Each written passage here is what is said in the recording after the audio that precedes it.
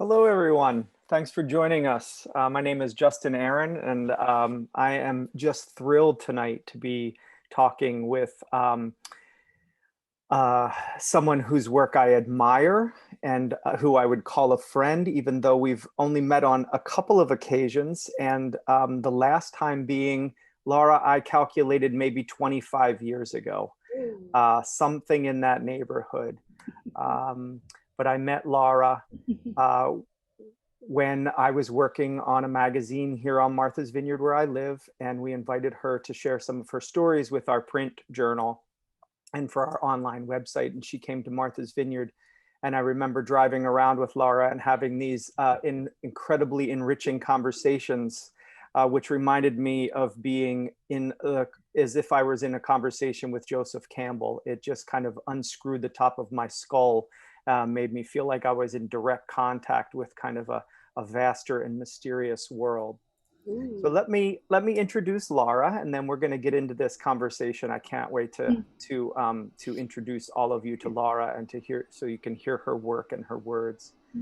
But Laura is an award-winning performer, writer, and educator.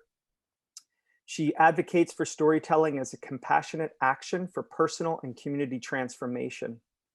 Laura performs worldwide, combining ancient myth with her true life stories for adult and family audiences.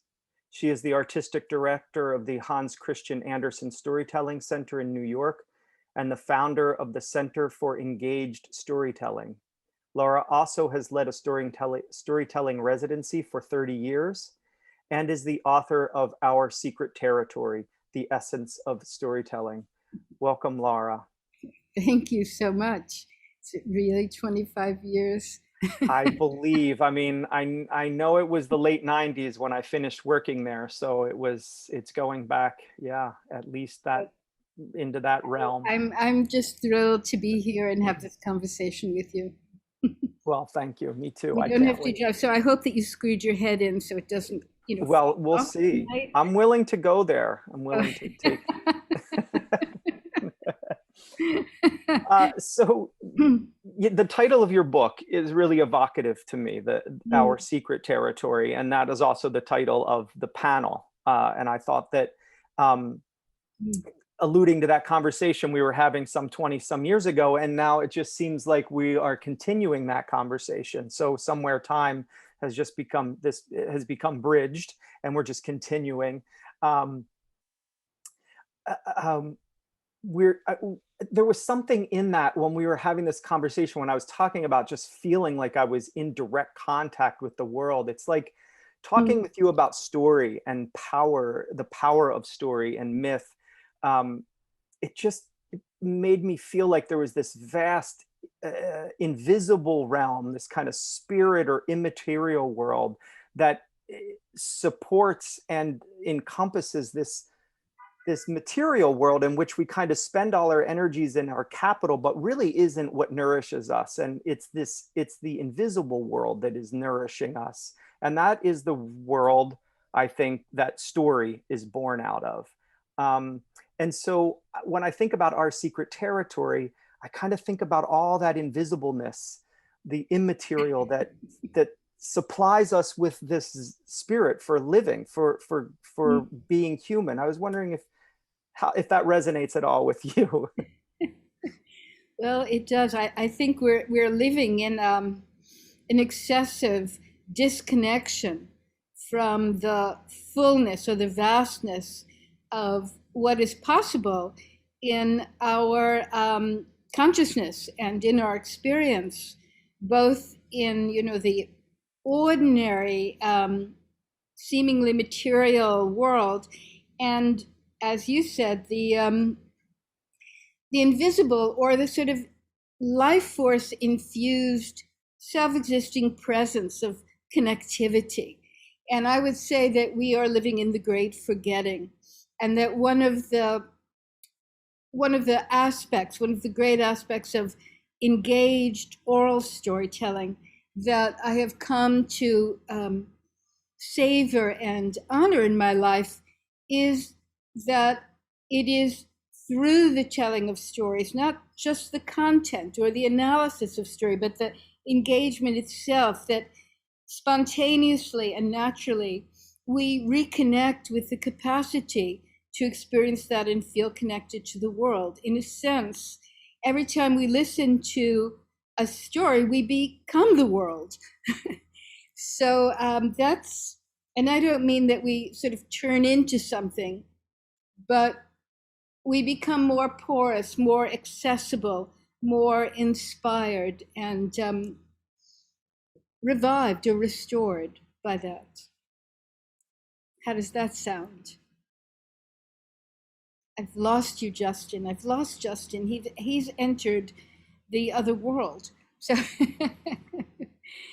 but I can say that while we're waiting for him to come back, that titles are so important. I've been a writer since I was a child. I kept journals, and it's very different than the oral storytelling, which at first I had to really strenuously come to be familiar with. And now, going back to writing books, I can see how the storytelling itself, which is reciprocal in the moment with audiences, has changed my writing, made it much more direct and image driven, sort of not submerged in explanation and a lot of description, but a kind of trust in what traditional storytellers understood.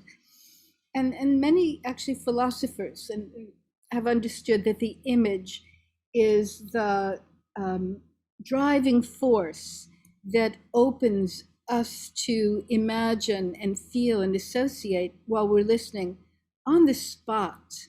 So, you can't turn back the page while you're listening to the story. So, oh, that reminds me of something. So it's in the actuality that, the actuality of the event that happens. Kind of we get larger, although we feel like we're focused in. Sometimes I have this sense that people are leaning in. I'm a little worried that we've lost Justen. But this is part of the whole technology, isn't it? That we are, it's a mediated space that depends on so many things. Maybe I should tell you the story, those of you who are here, that of the various stories that I tell, that Justen and I chose for today. And I will hope he comes back. But I was working at Rutgers University. They had a Peace Institute in Newark, and my job was to actually create sort of violence prevention projects. Sometimes they were in hospitals and community centers and schools. Once it was in a park. And usually I would see the same group of adults or young people for 8 or 10 sessions. And one morning I had a phone call, a kind of an emergency, to come to Rutgers, to the Board of Education, which was right next door. And here's Justen back again, great. And would I tell a story to a group of teenagers who were pulled out of a school where there had been a murder, and it had caused gang war to occur nearby. I knew nothing more. Justen, I just started this story while you disappeared. And so on the train, I thought, oh my goodness, why did I say yes? What am I going to do in that time? And I arrived there, and there were 2 guards at the door, and then the kids were lined up. Their arms were folded. They were unnaturally quiet. They had to put all their technology into a cardboard box that was on a desk. They sat in a circle. They never looked at me. Their arms were crossed, their legs were crossed, as if there was a huge barrier between they and me. And I really didn't know all the details of what had happened. There had been no time for me to ask, so there I was. And I said, okay, I'll tell you a story. If you don't like it, I can leave, which is something I've done with first and second graders. And here's Justen leaving again, right on cue. But I told them that I had received a story from a friend who was working in Botswana, near South Africa, with Bushman people called San people, actually. And this was a story that he had recently been told. It was a very old story, but it was sort of renovated. And I told it to them. I said there was a man and his wife who had one son. And their ancestors had been great hunters and nomadic people. But now they were indentured to a white farmer. They worked for the farmer. So everybody sort of looked up. I said the farmer was actually a generous man. So if there was no food, he often gave food to the family, the Bushman family. And once the father sent his son out for the very first time to cross a kind of wilderness between the house of the family, the Sam family, and the farm. And the boy, of course, was very excited to be entrusted. And he was curious, looked at everything. He spent so much time sort of wandering and looking that it grew dark. So he decided he would spend the night and then go to the farmer's house in the morning. And he saw in the dim evening light what looked like a large bush. So he decided to lean against the bush to sleep. And he fell asleep. What he didn't know was that it was not a bush. It was a lion. And suddenly, out of this strange silence, somebody said, "That's it. That lion is going to kill him." Someone else said, "Maybe the boy has a knife. He'd kill the lion." And a small conversation of comments came up. And I said, "Well, I'll tell you what happened." And it seemed like arms had kind of uncrossed. But cautiously, they listened. Said, in the meantime, in the middle of the night, the lion woke up. And the lion thought he had really good fortune that a slab of meat had somehow fallen against him. And he put his paw around the meat and went back to sleep because the lion would eat in the morning. The boy woke up and he saw his mistake, but he had never really been close to a lion, so he thought he had fallen asleep beside a large dog. So he caressed the dog. Somebody called out, "That's it, uh-oh." I said, "Okay, here's what happened." The lion was so pleased. The lion began to purr. And then the boy stood up with what he thought was a large dog, and they walked together toward the farmer's house. The farmer saw the boy and the lion, and of course he wasn't going to go running out, so he brought the food out halfway and then returned slowly. And the lion trotted toward the food, picked its sack up, and then trotted behind the boy, and then beside the boy, and they went back to the house where the boy lived. Somebody said, "That's not true." I said, "Well, this is the story that was told to me. Do you want to hear the rest of it?" Everybody said, "Yeah." Legs unfolded. Everybody leaned in. I said, when the father of the boy saw the lion, he had been a hunter. His father was a great hunter. His grandfather was a great hunter. He was outraged and terrified that there was a dangerous animal with his son that would kill his son. But the mother looked at the lion and the boy, and she said to the father, "That beast will not harm our child." The father was so angry, he just stormed into the house, but he was also afraid. And it happened with time that the lion remained there and slept in the barn. He often went hunting and left food for the family.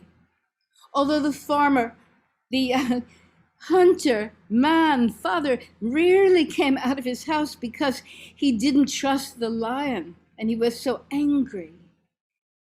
He grew accustomed to the lion's presence. Everybody was leaning forward.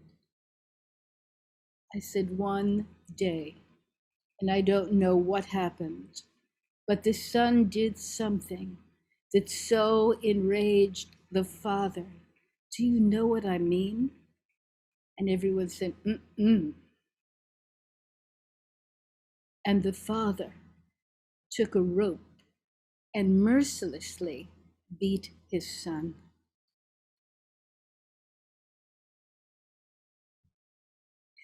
There were a lot of comments about this because it was so familiar. And in the Sand story, the lion killed the father. But when I looked at these kids, knowing what they had just come from, where they lived, the neighborhoods that I was telling stories in with guards for the last 2 years, I thought, that's enough death, really. So I said, the lion attacked the father. Yeah, somebody said. And the father ran away. And the lion and the boy and the mother remained in the house. What happened after that? Someone says, I don't know, that's only the story. What do you think? And a conversation occurred. And I told them another story, which I'm going to tell you in a little while, but I'm going to welcome Justen back and see how he responded. But I will tell you one thing in advance, in case we don't have time for the second story, is when I finished there, and the guard opened the room to say that our time was up, which none of us had any sense of because we were so engaged with each other. All these kids stood up, they were giving me high five and leaving the room. And then suddenly I looked down and I lifted up the cardboard box and went running after all of them to return their cell phones and iPads and iPods that they had reluctantly given up at the very beginning. Wow, thank you. Thank you for carrying on too while I dropped off wherever I went. I don't know what happened. That was very You have to be strange. careful when you talk about the invisible world. You know? It's as, oh, somebody's looking for me. Well, anyway, thanks for picking that up.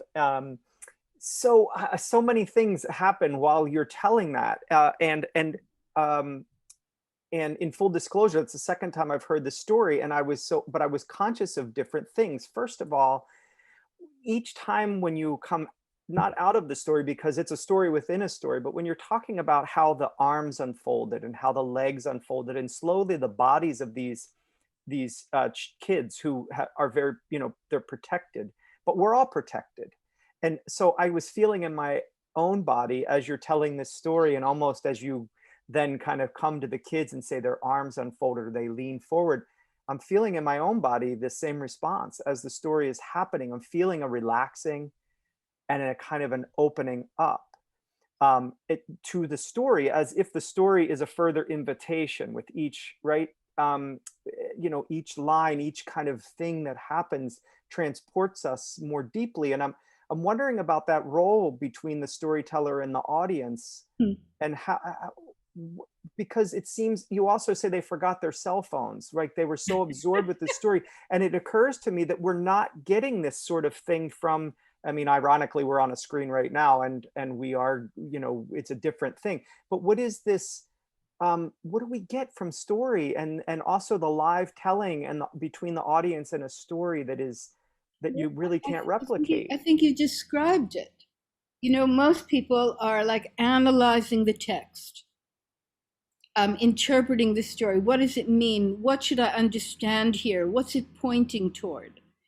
And to me, that's part of it, but a very small part of it, because it is the spoken word engaged that's moving from the sort of embodied experience of the storyteller through space, in a sense. And then when it reaches the ear, because of the way language and sound is, you don't sort of listen to the meaning like you do with information and data. You kind of have it more and more an immediacy of image, of visualization, this kind of ephemeral but vivid, moment by moment visualization. But it's also infused with one's own experience, knowledge, imagination, and associations. And it doesn't take place in the mind of the listener, or because the storyteller sees it. I have no idea what anybody really hears or experiences while I'm telling the story, because the real story is what takes place between us. The second that someone in the audience or in the listening place becomes curious, there's something that happens to us where we actually, where mind and body kind of synchronize, and we listen, not just with our heads, but with our body, with our spirit, with our heart's ears open.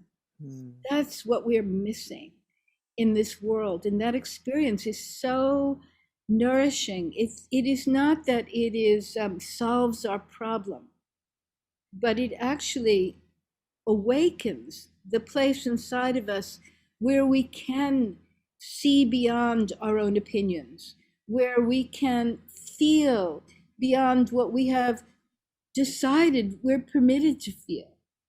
It's almost an alchemy of reciprocity that's occurring in the engagement. And when a storyteller knows that, and I've been so fortunate to be with traditional storytellers who have shown me that, they won't necessarily explain it to me, like Joe Campbell tried to do. They will actually keep giving me the experience and asking me questions about my relationship to it, my feeling, until I recognize that place inside myself. And that's the place from which I tell. The storyteller is essential, not as an ego control of the material, but as the vehicle through which an experience occurs. Wow. And a good story, of course, really helps, obviously, a real story, and not just a sort of litany of events, which we've sort of mainstream has called everything a story, because it has in it something that feels deeply personal, because it is deeply personal. But a story is a special kind of journey. And when we go on that journey, something is regenerated within us that is unceasing and innate. And is it both the listener and the storyteller who goes on that journey that is nourished by the story? Absolutely. Yeah. Yeah, I mean, perhaps sometimes I'm also surprised at what happens in the story. Something rises up. Well, Language rises up. Language rises up. I don't memorize text, so it's almost like we're in a sort of strange collaboration. And I know the story from the beginning to the end. I'm not just starting out and then I don't know what's going to happen. So I have really thought deeply and harvested deeply what is the sort of invisible thread, the invisible arc, emotionally, sociologically, symbolically, landscape, weather, all kinds of things that really allow us to go from one event to the next, um, keep opening us up so that the individual who's listening is actually going on their own journey. Yeah. So the telling, though, is not static. The story, it's not static, even though it has the bones or something. No, But no. it's different every time. I Is that remember correct? Chippewa Cree, keeper of the talking stick, saying to me two things that really sort of penetrated me early on. And one was, the story is alive. And I sort Hmm. of said, oh, yeah. Hmm. But over the years, I've come to know what that means in my body, because it's like it's a relationship. It's relational. It's interdependent. It is in the moment. Even an ancient story is completely relevant when it exists, when it's told in the present.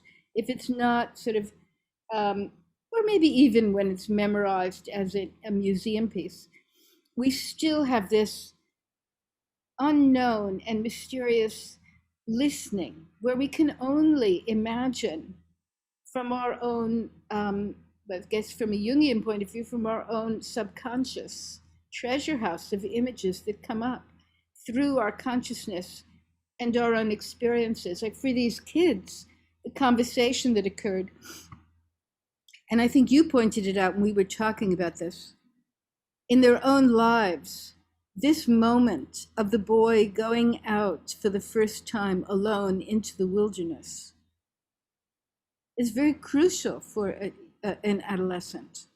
So much of their life is really first time. Yeah. And also the mistake that the boy was suddenly in a dangerous situation where, one kid said he must have been really stupid.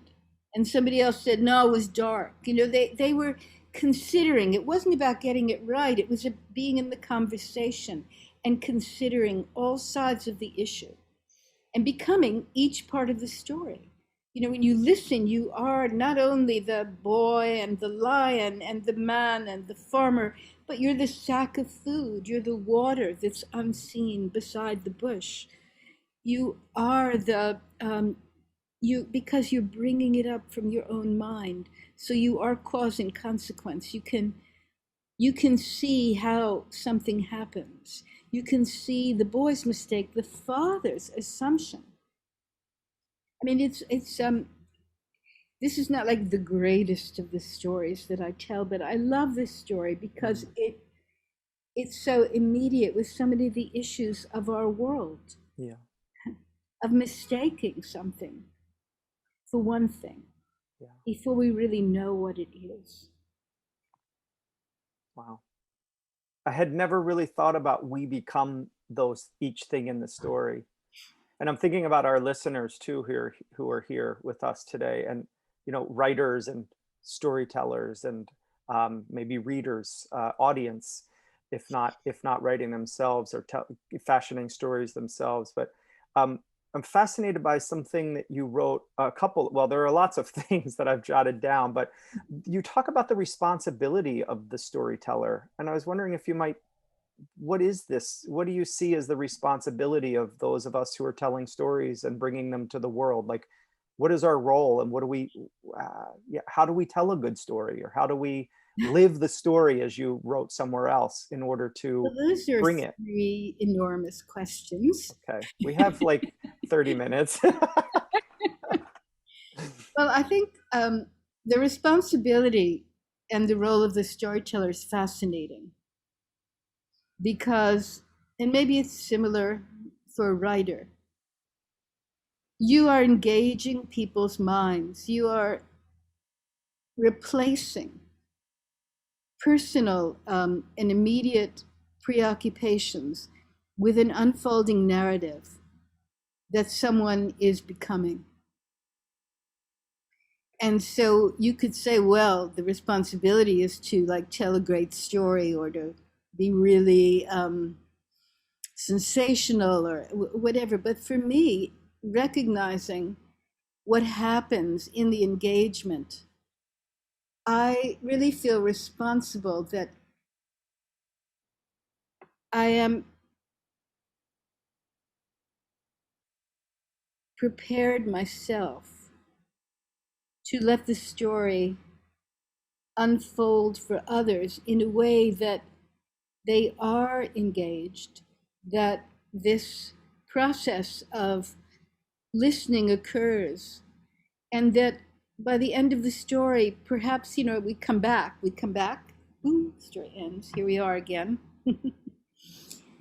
That it's like the quest inside the fairy tale or the myth where the heroine or the hero retrieves something that is lost or forgotten and brings it back into the world so they can truly either unite the masculine and feminine that has been so disconnected, that there's an imbalance that is the source of almost all of our problems, and also a sense of being able to imagine and feel with tremendous intimacy and also some distance.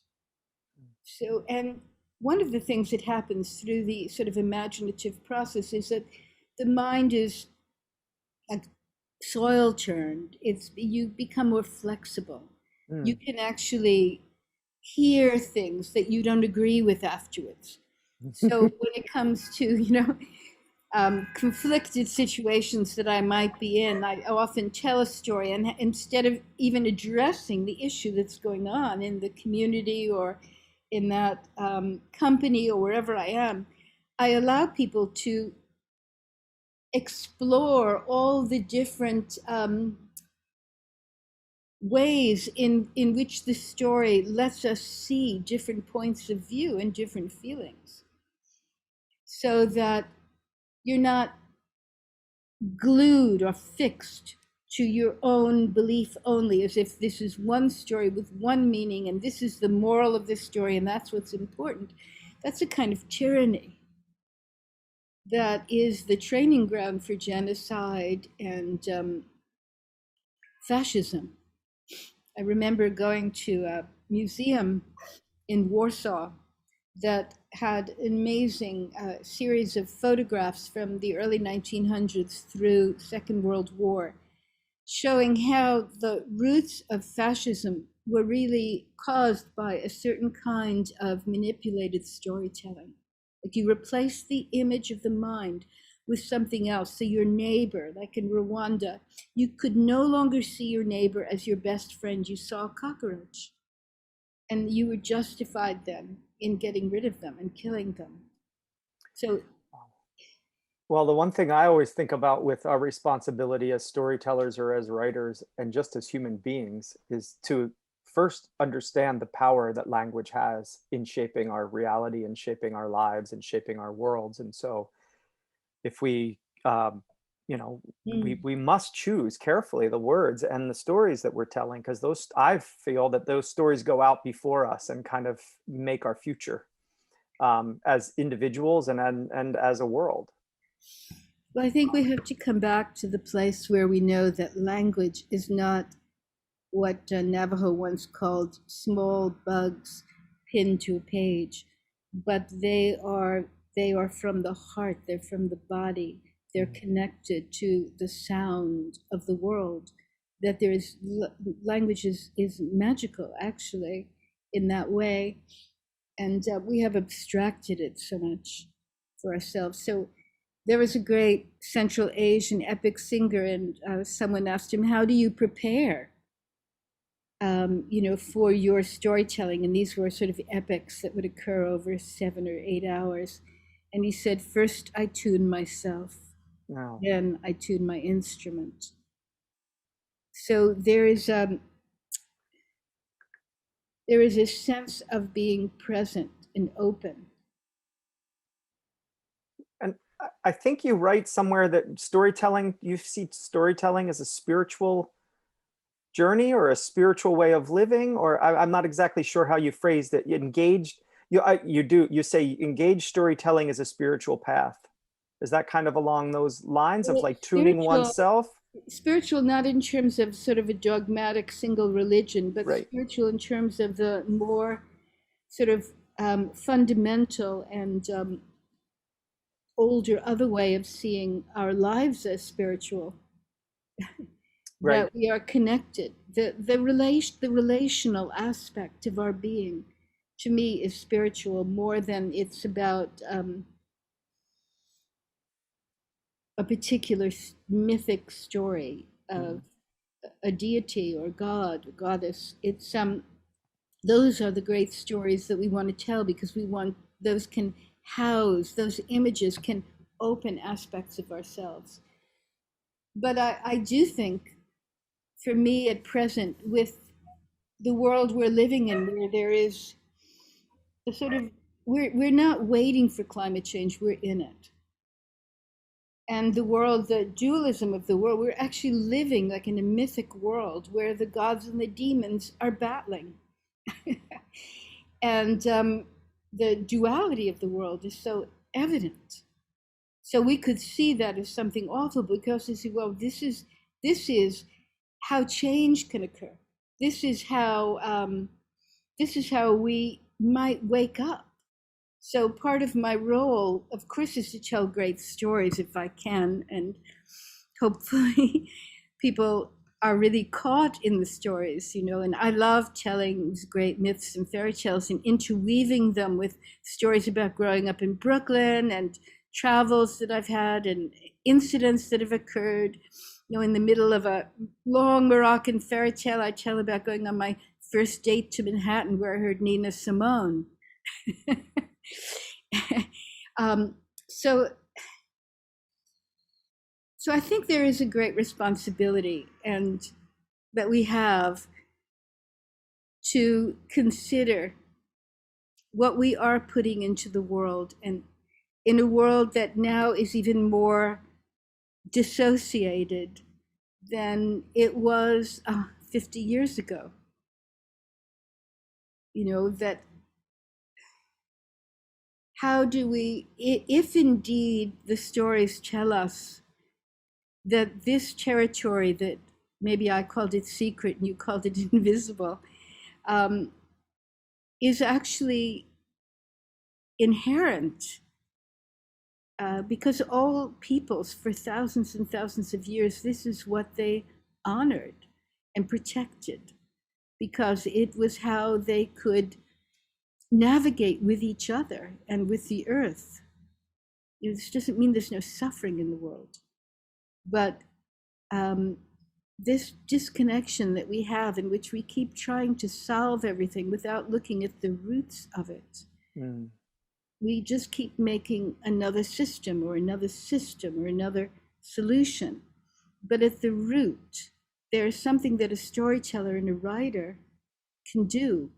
Great poets do it, which is to reach beyond those systems and to wake up those aspects of thinking not mentally first, but thinking from the heart, which is a sort of fundamental intelligence of connectivity, in which you can feel without falling into the despair or the trap of your own compulsive thinking. It's like recognize, it's like a meditation practice in which you keep becoming familiar with the extensive space that lives within the whole thing. There it is. Concomitant with it. It's not like it's you're going to sit and then you're going to feel better and you're going to go on and do whatever you do. It's that you become familiar with it, so that in your everyday life, you are living, as Native people have said,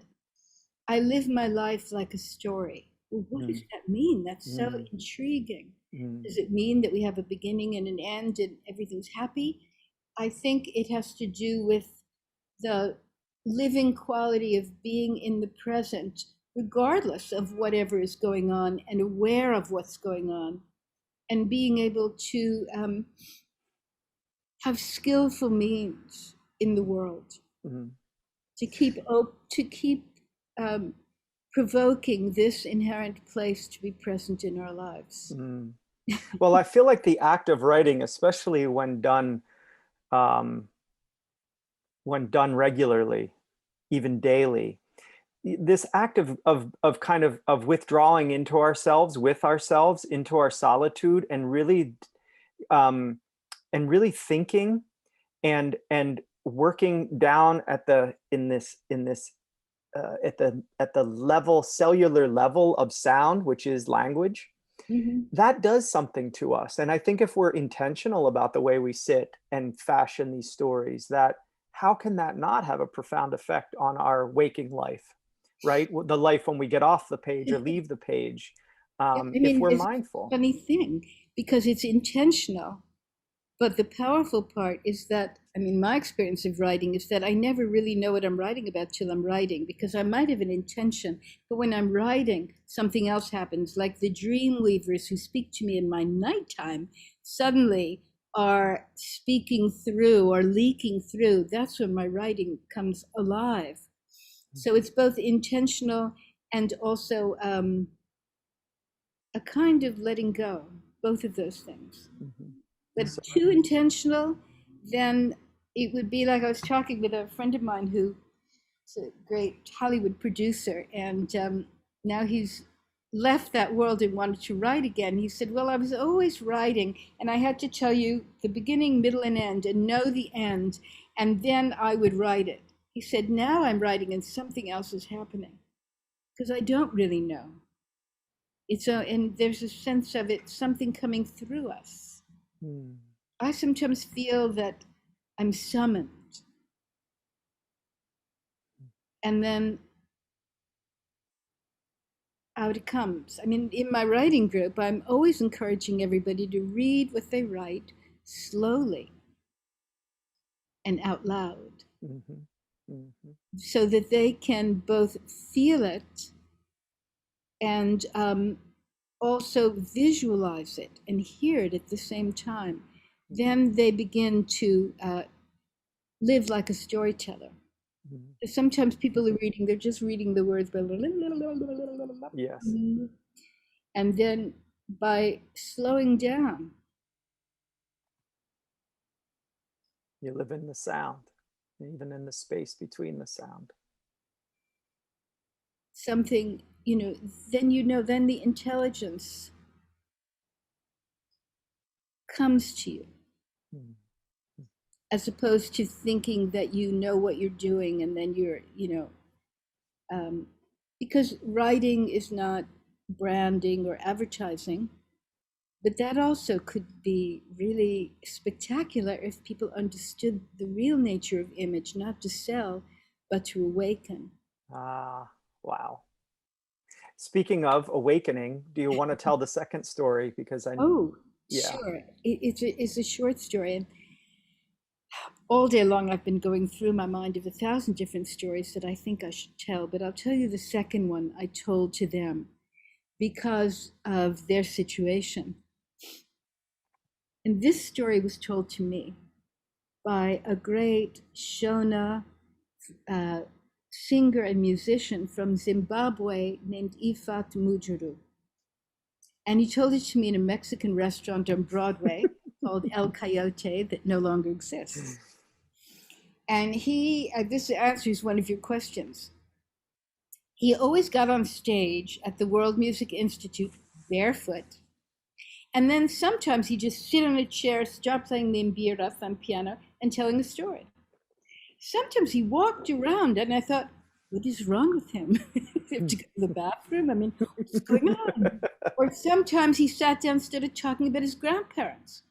And then suddenly the rhythm would change in the mbira and he'd start telling the story and phew. So I said, what is that?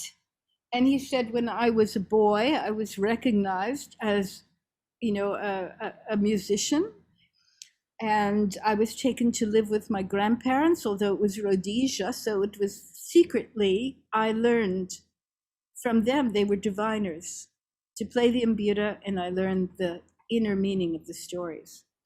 And I learned how to not begin the story until my listeners were at the fifth level of listening. What's the fifth level of listening? So underneath the table, mind you, in El Coyote, he took out his mbira and began playing and was telling me more about living with his grandparents, and then kept playing. And suddenly he started the story. And I actually, in that moment, because we were so intimate, I nearly slipped under the table. He said, "That's it." You're at the fifth level of listening. So there was a woman, and every day she went to a certain clearing to plant seeds. She carried her baby on her back. She put the baby under a tree, and she kept her ears open so if the baby cried, she could comfort the child. And one day she heard the baby cry. She stood up and she saw a she-eagle, a light on the rim of the basket. And she was alarmed. But the eagle folded her wings. And the woman knew the eagle would protect the child. So she continued planting. At night, when the sun went down, the eagle flew away. The woman returned home, came back 2, 3, 4 days. Same thing. The eagle alighted on the rim and watched her child. She was so astonished. One night, she told her husband, men don't always get a great place in these stories, by the way, as you can see.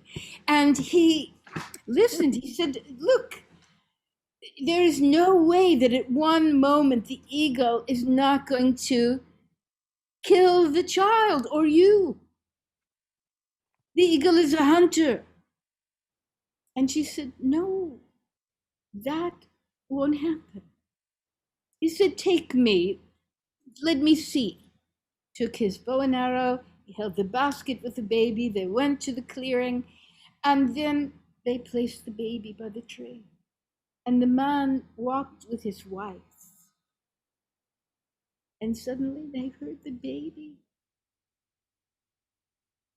And they looked, and there was the eagle alighting on the rim of the basket.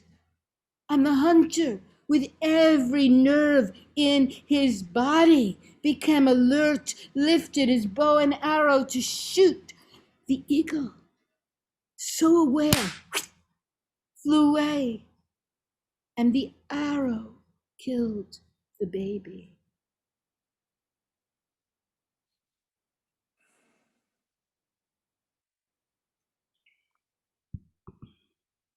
That's a devastating story.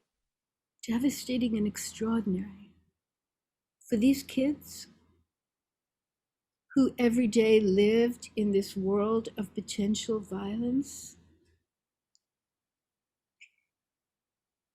that's what we talked about. And you know, I was really trying to be careful because the truth is that the hunter could be right. And so, and the woman, what part of her knew that the eagle would do no harm? So that place, those are the two places that come alive inside and maybe more. It's certainly, and it's interesting hearing that story. I immediately go to the tragedy of the hunter, the husband shooting the child, like the, you know, trying to protect it and shooting it, and yet I hadn't thought of what you just said as maybe he was right as well. I was just kind of seeing it very black and white as opposed to not black and white. So that's an interesting thing to consider. That Yeah. So I never ask people what they think of the story or anything afterwards. I always ask what they experienced or what it reminded them of in their own lives. You can imagine, I mean, with adults, what that brings up. But I really often now add that sentence about, maybe the hunter was right. Yeah. Because we listen outwardly so much that we would find comfort, at least a lot of people would find comfort in blaming the man. And I think it's a more profound story than that. Well, then hearing it too, the profoundness, hearing it too, just reminding me of the world that we're living in, and how everyone's in their own camps and only is hearing their own stories, their own limited stories too, and not being able to see the complexity of everything and how whole that complexity is. The whole thing, not just what we want to believe, not just what we want to think is good or right or proper or appropriate, but the whole thing. But that's a very hard space to hold, because I think it makes us vulnerable, and it makes us maybe like the hunter seeing the eagle land on the thing. It's a hard space to hold. Well, wouldn't that be the very space to hold then? Because space is not hard to hold. What's hard to hold is our adversity to fear or discomfort. Yeah. And the stories take us right beyond that. In fact, I would say that one of the things that happens even with a really difficult and sad story, like singing a song at a funeral where it is so grief-stricken, but what arises from the communal act of singing is joy. So you have both of those living together at the same minute. So it is hard, but I'm a storyteller. I'm not a salesperson. I mean, and I don't mean to render salespeople. I mean, it's not a product. It's an experience. So for me, the story is not a product. It's an experience. It's not pointing to one moral. Although some stories do that, and in some situations, it works, and you need that. But I remember working, after the earthquake with a lot of adults in Haiti, trying to see what stories they knew from their childhoods, what stories they could work with in the camps, displaced persons camps. And sometimes people had grown up so strictly believing that the moral of the story. So I left the morals out and then kept just asking them about the different characters until we could feel into the cause and response of the cause and consequences of situations, until we could laugh about how foolish we are together. Am I answering your questions? Yes. Well, I don't know. I mean, we're talking. We're not. I don't know if I have a question so much. But I love that idea of just because going back to the storyteller and not just the audience, not just hearing the kind of that space that you can, if you can hold it, that kind of vulnerable space, and but also then going back to the storyteller or the writer having to hold that very vulnerable space as well, or that space where we're not telling morals maybe, or we're not writing to have some concrete conclusion or idea of. Can I interrupt you? Yes, absolutely. Yeah. Because you're using a phrase that I think is interesting. You're saying holding the space. Yes. It's the one thing you can't hold. Yes. Okay. So it is something about being where the space is there already. It's being with it. So if you try to hold it, like in certain Central Asian stories in which the hero has crossed, rivers of oil, rivers of honey, rivers of flame to get to the three towers where the warrior princess is asleep. And then the epic singer says, and he leaned down, her waist was so tiny, he could hold it between his two fingers, but it was as vast as the whole world. That thing that happens in your mind from image and word and experience that, is beyond logic, is where the juice sort of seeps through. You can't hold space. So Mm-hmm. it's a great assumption. You're saying, well, we have to hold that. You Yeah. would not write a word if you were holding. Mm-hmm. Mm-hmm. It's why it's such a relief, like in morning pages, you do three Right. pages, you just write, because you're letting yourself, speak with the self that's bigger than yourself. Is that our secret territory? Part of it? That greatness, vastness, that kind of Maybe. everything at the root? Yeah. Yeah. Yeah, actually, it's my editor who came up with this subtitle, The Essence of Storytelling, which I appreciated. Mhm. Mhm. And my new book, which I've just finished and I'm working on, and I really do, I love being a storyteller and a writer because I can layer my writing. I could talk about my everyday life. I can talk about um, pieces of myth. It can all be there, which finally feels like a refreshment, that we're not limited to see the world as a product, in a sense that we're separate from, but that we're part of something, and that Mm. we all um, we all have access to a kind of mythic perspective, which doesn't make us less practical. Maybe it makes us more practical because you finally begin to be interested in what's actually happening as opposed to what we assume is happening. Mm. That's when writing, and speaking start to sizzle. Ah, lovely. Well, that maybe seems like a good place to kind of start to wrap this up. Is there anything you want to say that we haven't covered? And Well, um, I'll tell you a funny story. Aramco, the petroleum company, produces one of the great, or did, all full color, because they can afford it, magazine on Islamic culture.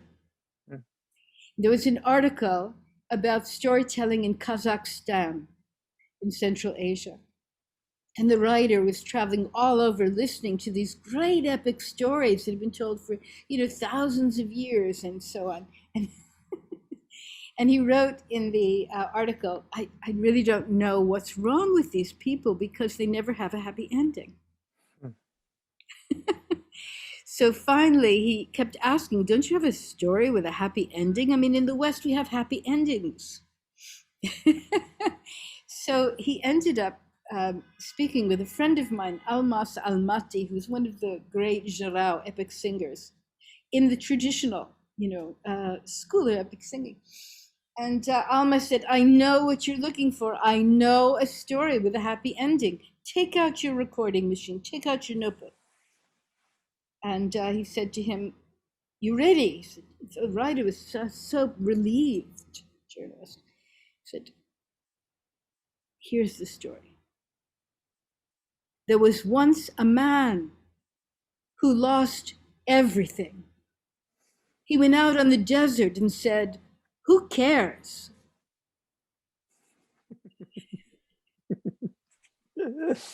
We must be willing to lose everything.